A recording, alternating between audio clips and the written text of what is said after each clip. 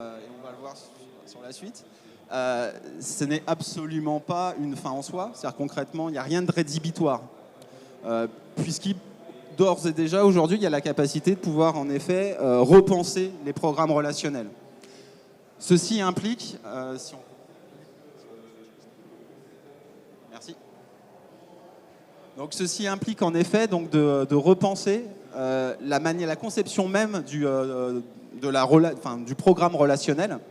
On l'a vu tout à l'heure, donc grosso modo, pendant très longtemps, il y a un triptyque qui a permis de définir quel était le type de relation qu'on voulait initier avec un consommateur.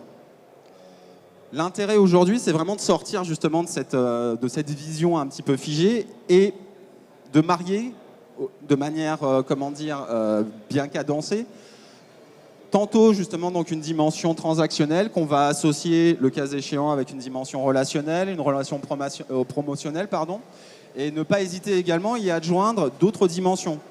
C'est-à-dire qu'aujourd'hui, la dimension de l'engagement est aussi quelque chose de très important, puisque tout l'intérêt est de pouvoir justement optimiser la portée que va avoir chaque consommateur, bien entendu sur le prisme transactionnel, c'est-à-dire optimiser le panier moyen, mais également la viralisation, le fait que le consommateur va communiquer de manière avantageuse autour de l'enseigne et viraliser et pouvoir enjoindre, justement, convaincre d'autres consommateurs du bien fondé de ce qui est proposé. Mais au-delà de la viralisation, je pense qu'il faut bien noter que les programmes de masse ne sont plus ceux qui sont attendus. Ils sont acceptés, ils sont passés dans les gènes, mais ce n'est pas les 40 centimes d'euros sur un paquet de gâteaux qui aujourd'hui va séduire le consommateur. On est vraiment aujourd'hui dans une relation qui va permettre d'amener quelque chose au consommateur. Et en plus, plus on va amener quelque chose de fin, plus on va pouvoir tirer profit, c'est pas très joli, de ce consommateur. Et on se rend compte, on a quelques études qui montrent que si on augmente de 5% la relation qu'on fait avec son consommateur à bon escient, on a de manière expansionnelle une courbe d'achat supérieure pour ces consommateurs-là. Moins de masse, plus de ciblage.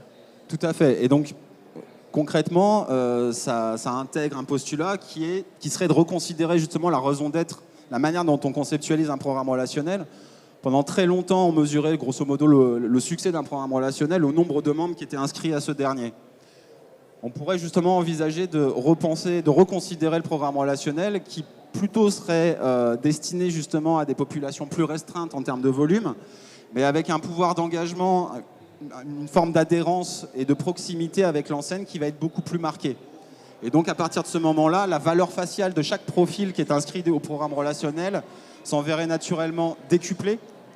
Et donc, ça permettrait justement d'optimiser le ROI de chacune des actions qui seraient entreprises.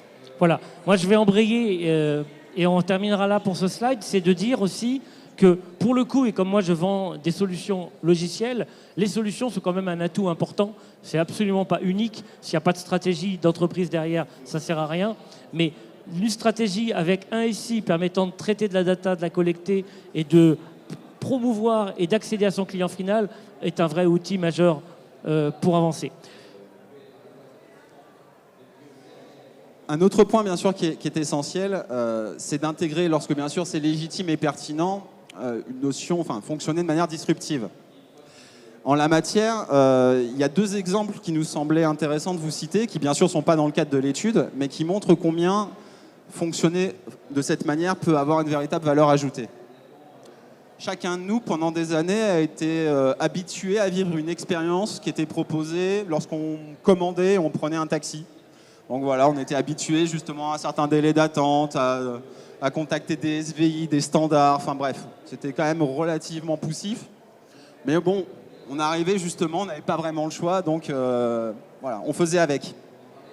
Et un jour, Uber est arrivé et clairement a complètement révolutionné le modèle en vous permettant simplement en 2-3 clics et en quelques instants de pouvoir justement donc commander une course, donc commander un VTC. Et clairement l'expérience qui vous est proposée, qui nous est proposée par ce biais n'a rien à voir avec celle qu'on a pu connaître avant.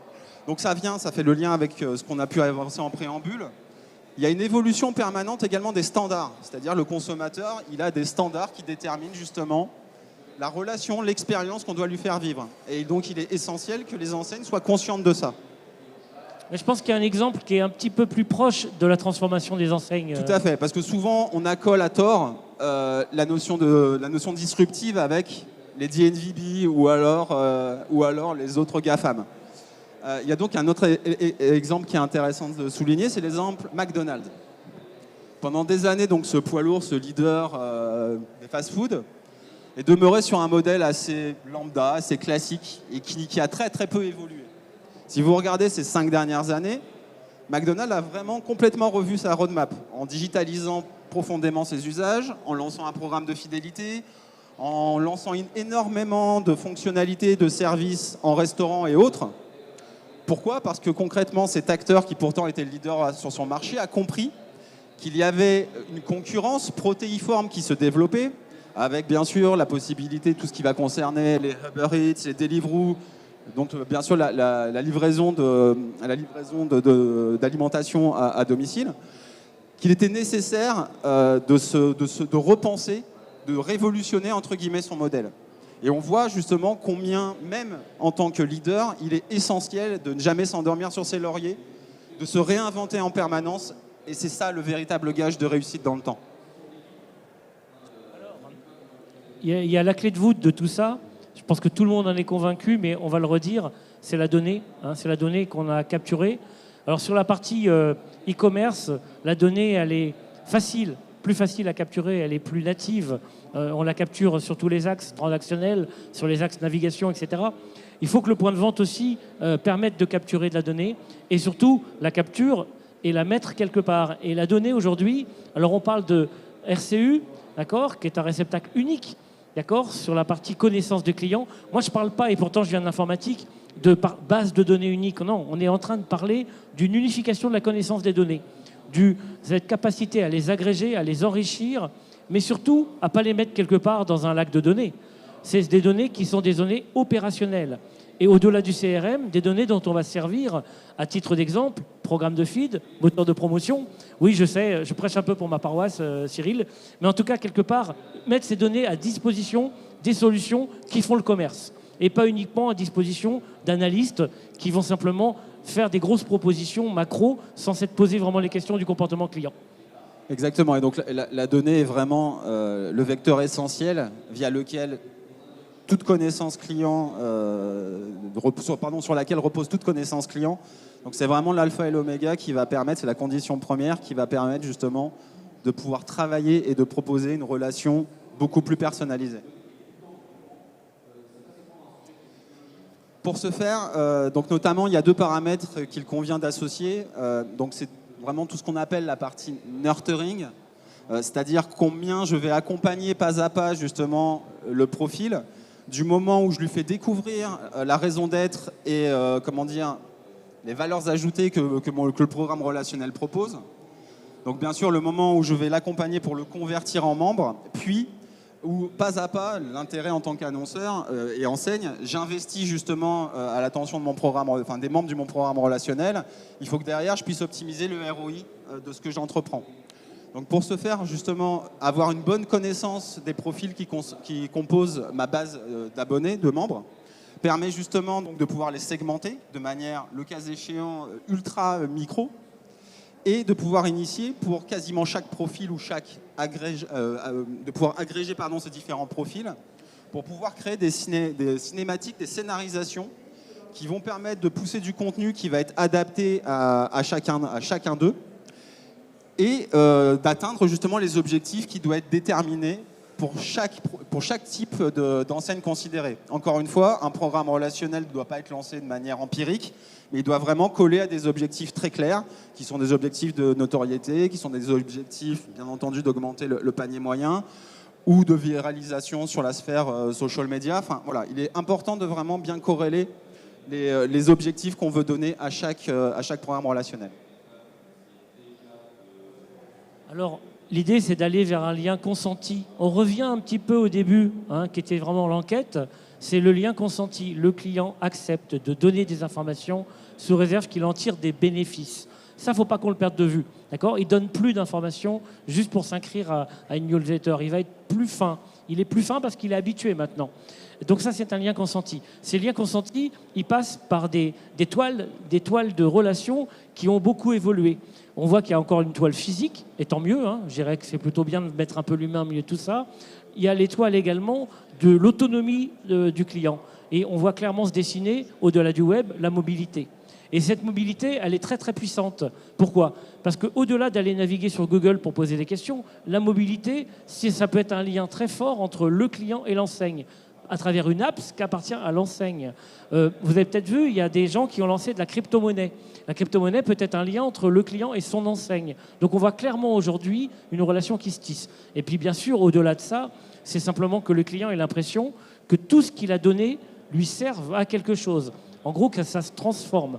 Voire qu'il soit acteur d'une communauté ou simplement de l'enseigne pour, pourquoi pas, faire des suggestions sur les contenus, sur les produits, etc. Donc ça, c'est une relation qui démarre, on commence à en voir et ça, on croit beaucoup à son évolution.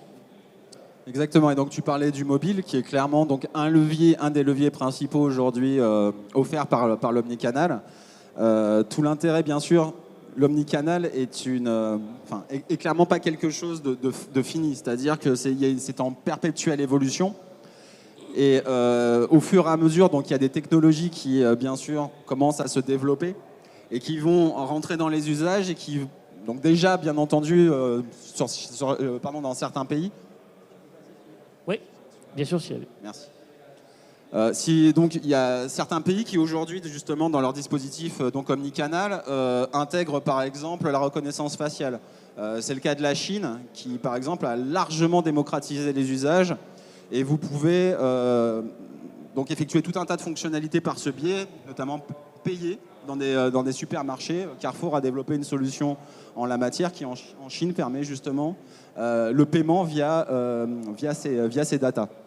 De la même manière, donc, il y a d'autres leviers qui vont forcément, au fur et à mesure, s'agréger. Il y a le développement de la voix, qui devient justement un médium non négligeable que les enseignes, enfin les annonceurs et les enseignes commencent à approprier.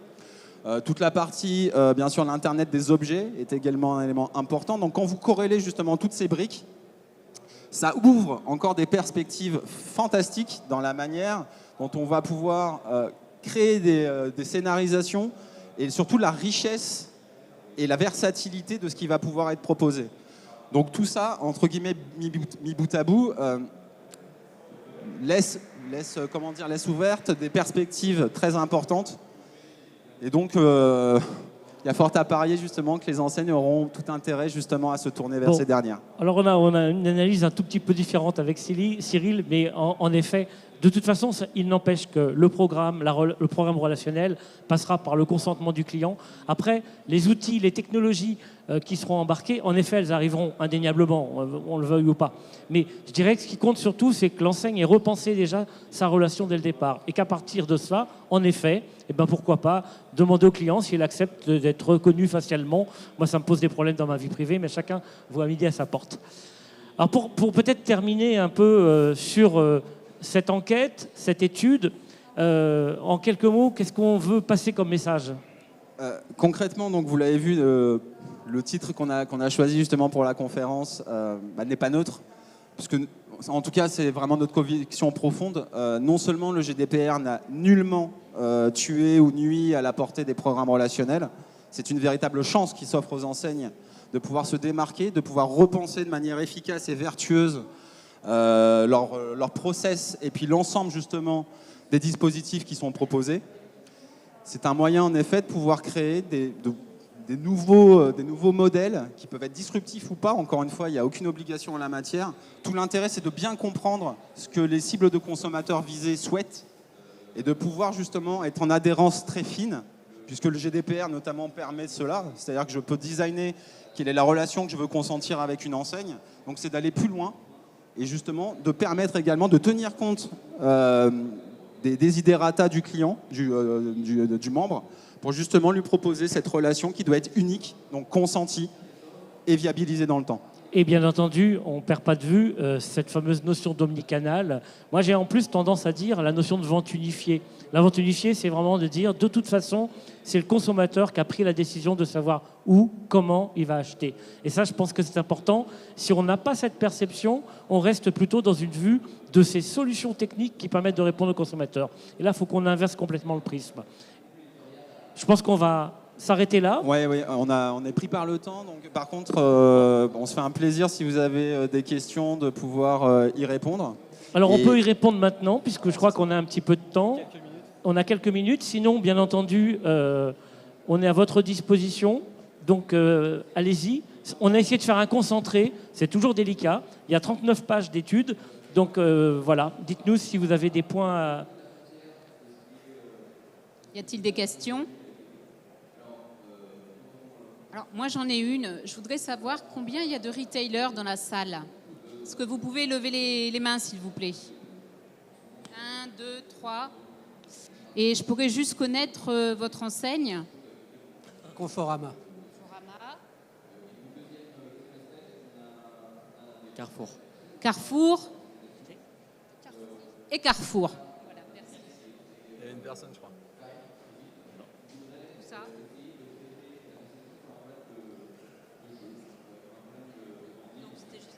Galerie Lafayette. Alors, n'hésitez pas. Alors, c'est peut-être pas toujours simple. Personnellement, on avait prévu 1 heure. On nous a demandé 50 et on a réduit pour garder un temps d'échange. Alors, ce qu'on peut faire, hein, nous avons un stand, c'est le P73.